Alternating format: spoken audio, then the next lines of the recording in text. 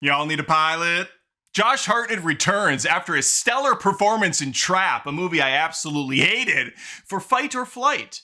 An R-rated hour and 40-minute action-packed extravaganza. Think Bullet Train, but in the air.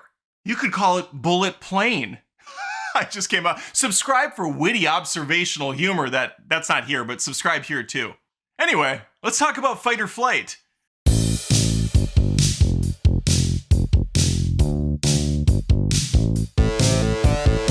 If you watched Bullet Train and thought to yourself, man, I really enjoy this film, but I wish the budget was slashed by like 95%. Well, then you have Fight or Flight. Because it's basically the same movie done in a much worse way across the board. Worse action, a terrible story, a lead that's not near as enjoyable as Brad Pitt's character, and some of the most calm and collect passengers I've ever seen in my life.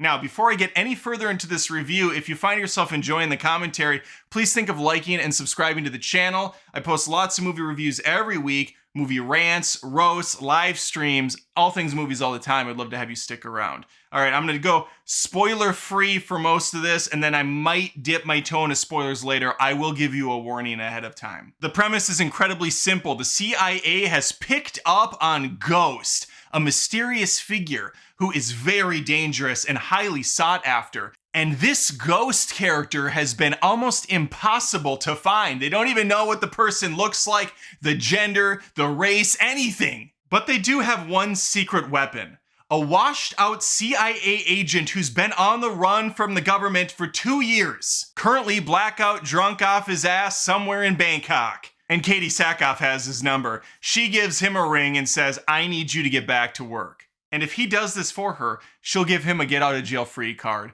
wipe his slate clean, get him back into the service, and he can live out a fulfilling life. All he has to do, hop on a plane, capture Ghost alive, and take on a couple dozen bad guys. Because as it turns out, it's not only the Americans interested in stopping Ghost, it's evil bad guys from all over the world, and they are all on this plane. A plane that manages to somehow be both the largest one in existence and also one of the smallest. It's quite remarkable. I say this because as the movie plays out, there is going to be a lot of lavish, loud, high-octane action sequences that people just a cabin over, I'm talking a curtain pull away, will be completely unaware of. Every regular passenger on this plane, which I think consists of about 10, are NPCs, non-playable characters. They rarely react to anything going on, and as soon as a scene is done playing out, they just sit there calmly again like nothing happened. It is really bizarre. As far as the action goes in this movie, there is a good amount. It takes a while to build to it, but once we get there, it ranges. Josh Hartnett is good at keeping up. They do a good job masking when he has a stunt double. There is some ridiculous, pretty bloody action sequences. None of it feels real. It looks like you're watching a cartoon, a video game play out. And for many people, that's gonna be enough. I've seen a lot of this shit now. Just having a bunch of dumb action is not enough to sustain my interest anymore. I have to have something a little bit more promising. I unfortunately back-to-back this with A Clown in the Cornfield, and I had the same reaction to that one. Just an exhaustive yawn.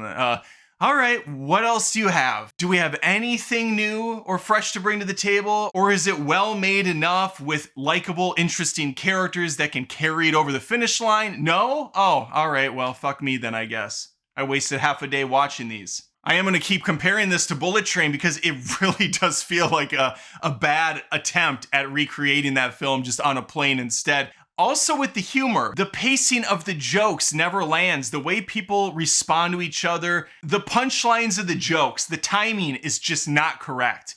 People sit way too long. They react to things in a delayed manner. There are awkward pauses in between speeches. It just does not flow great. I mentioned it's a low budget. I believe it's estimated to be around $10 to $15 million to make, which that's fine. But we're talking about a movie taking place on an airplane where crazy stuff is gonna happen. With a budget that small, there's gonna be a lot of corner cutting, and you can definitely see it, especially when he goes to the airport or he gets on the plane. There are very few extras in the backgrounds of these places. There are virtually no establishing shots to any of this. I don't really think you see the outside of the plane more than 2 times in the entire film. It's insane. And again, as far as the layout of the plane is concerned, it was hard knowing where things were located. It felt like they were in a building more than they were on a moving vessel in the sky. One-liners almost never worked. The zany villains they bring into this are just cringy as shit. Later, I guess I'm gonna kind of go into mild spoilers. I'm not gonna give away everything, but there's really nothing, nothing to spoil, I suppose, instead of your afternoon if you went to this movie. But later we find out who Ghost is and who is protecting this person. And it's this trio of martial arts ladies who are wearing these ceremonial robes or something. They look ridiculous. They look like they're going to a MegaCon convention dressed as really poor members of Shang-Chi. It's bad. And they're the only ones wearing these. They look stupid. It's just silly. It's really silly. At another point, Josh Hartnett's character, Lucas, gets drugged and he's tripping balls. And they try to do this face dysmorphia stuff and they get all the Technicolor things and not working. Fight or Flight feels like the type of movie that should have gone straight to streaming, but they're gonna crap this into theaters for a week, see if it can make its money back. And then we'll shit it out to Netflix 3 months down the road. A month down the road. If this movie came out in the 90s, it would be a straight to VHS release. I would never have watched it. I would never even heard of it. I might see it on the bottom shelf of a rental store under new releases and go, oh, Josh Hartnett's in this? That's odd. That's strange. No thanks. There are really only 2 main locations in this film. There is the plane stuff, and then there's the stuff back at the CIA headquarters or whatever this place is. They don't have any lights. They really must have blew the budget on the plane interior because the ground game is very dark. There's not a light to be seen inside of this place. Katie Sackhoff is just standing in a room with 2 other dipshits and she just has these lame conversations and she's checking in on the phone, texting with Lucas. Every time they go back to this building, it is so boring to look at. They try to put in 4 or 5 background characters, and I laugh my ass off every time they did this. There would be Katie Sackhoff and 1 or 2 other people. Katie Sackhoff, by the way, I usually really enjoy her. Not good here. It looks like she's phoning it in. I don't know. I don't like this character at all. But she'll be talking to people, and in the background, there'll be a guy just kind of like arbitrarily walking, like he's getting commands from Dr. Evil and Austin Powers, just walking back and forth.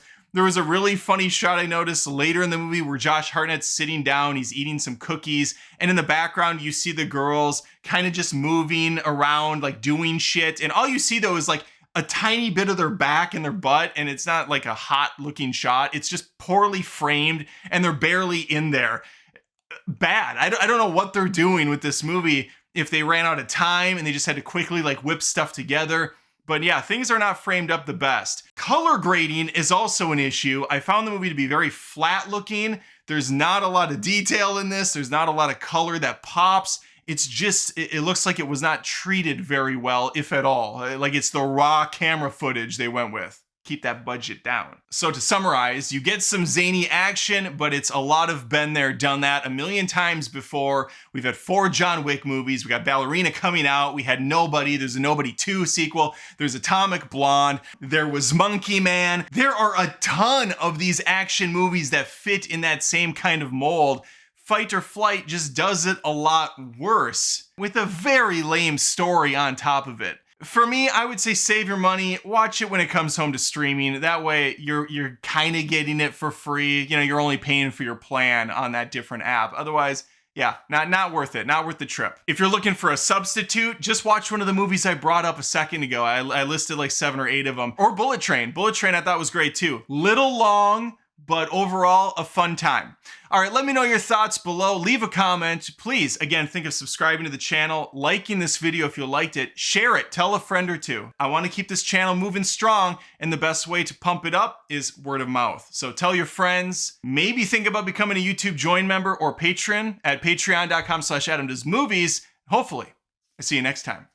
Take care. Thanks again for watching the video. If you wouldn't mind, I would appreciate it if you checked out patreon.com/AdamDoesMovies. That's where fans of my channel go to help support it. There are different tiers with different offerings, exclusives every month. We got multiple movie reviews. There's a vlog monthly. And even if you don't want to plop down $1 a month, you can just sign up for Patreon for free and become a member at no charge. Appreciate your time. Thanks.